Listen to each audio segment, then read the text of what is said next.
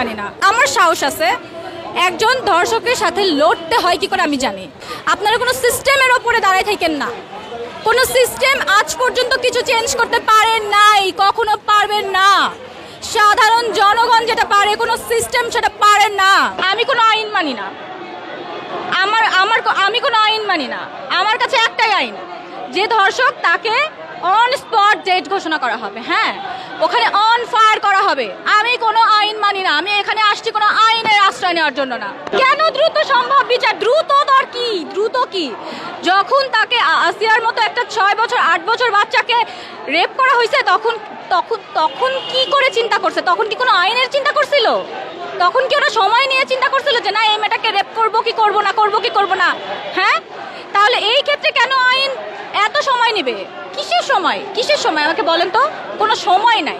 গ্রেপ্তার করা হয়েছে কিন্তু তাদেরকে ফাঁসি দেওয়া হয়েছে। তাদের কি বিচার হচ্ছে আমরা কি জানতে পারলাম? কিন্তু আমাদের আসিয়াকে আমরা সবাই চিনলাম। ধর্ষককে আপনারা কয়জন মনে রাখবেন? ধর্ষিতাকে মনে রাখবেন, ধর্ষককে কেউ মনে রাখে না।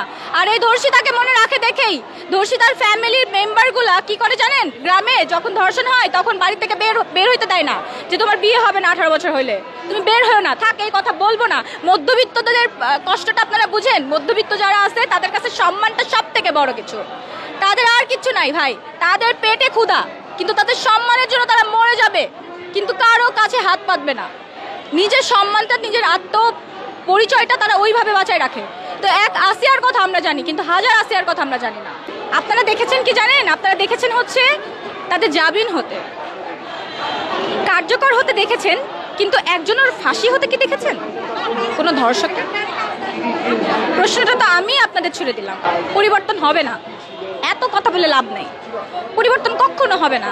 আজ হয় নাই, আগামী দিন হয় নাই, আগে হয় নাই, পরে হয় নাই, ও মানে ভবিষ্যতেও হবে না।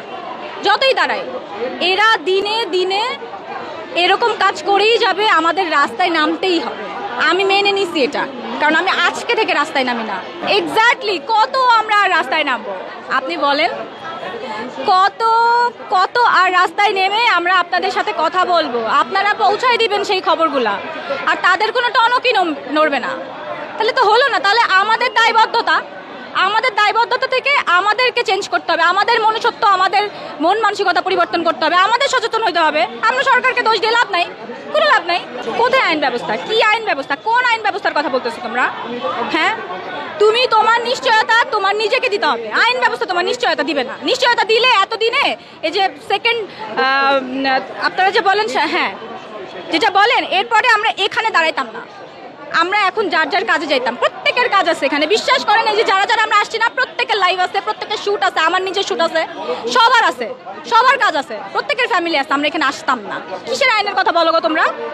আমি তো বুঝি না এইসব আইন। আমার কাছে কোনো আইন মানি, আমি কোনো আইন মানি না, একদম না। আমি একটা কথাই বলি, আমি নিজে সেফ বিকজ অফ আমার সাহস আছে। একজন ধর্ষকের সাথে লড়তে হয় কি করে আমি জানি, কিন্তু আমার পাশের মানুষটা, আমার ছোট বোনটা বা আপনার বোনটা, আমার কলিগটা জানে কিনা সেটা তো আমি জানি না। আমি একা পরিবর্তন হয়তো লাভ নেই, আপনাকেও পরিবর্তন হতে হবে, তাকে পরিবর্তন হতে হবে, তাকে পরিবর্তন হতে হবে, না হলে এই ধর্ষণ কমবে না। আমি কাউকে উদ্দেশ্য করে কিছু বলবো না, আমি সমগ্র বাংলাদেশের মানুষকে উদ্দেশ্য করে বলবো, আপনারা কোনো সিস্টেমের ওপরে দাঁড়ায় থাকেন না। কোনো সিস্টেম আজ পর্যন্ত কিছু চেঞ্জ করতে পারেন নাই, কখনো পারবেন না। সাধারণ জনগণ যেটা পারে কোনো সিস্টেম সেটা পারেন না। তাই আমাদের নিজেদের শক্তিশালী হতে হবে, আমাদের নিজেদের প্রতিবাদ করতে শিখতে হবে। হ্যাঁ, আমি আজকে একটা গুতা খায়া চুপ করে দাঁড়ায় থাকলাম, যে গুতা দিল পাশে তার একটা ঘুষি দিতে পারলাম না, তাইলে তো হইল না। হ্যাঁ, তাকে ঘুষি দেওয়ার মতো আমাদের অ্যাবিলিটি থাকতে হবে। প্রত্যেকটা মেয়েদের ওই লড়াই করার শক্তি থাকতে হবে, নাহলে কোনো সিস্টেম পরিবর্তন হবে না।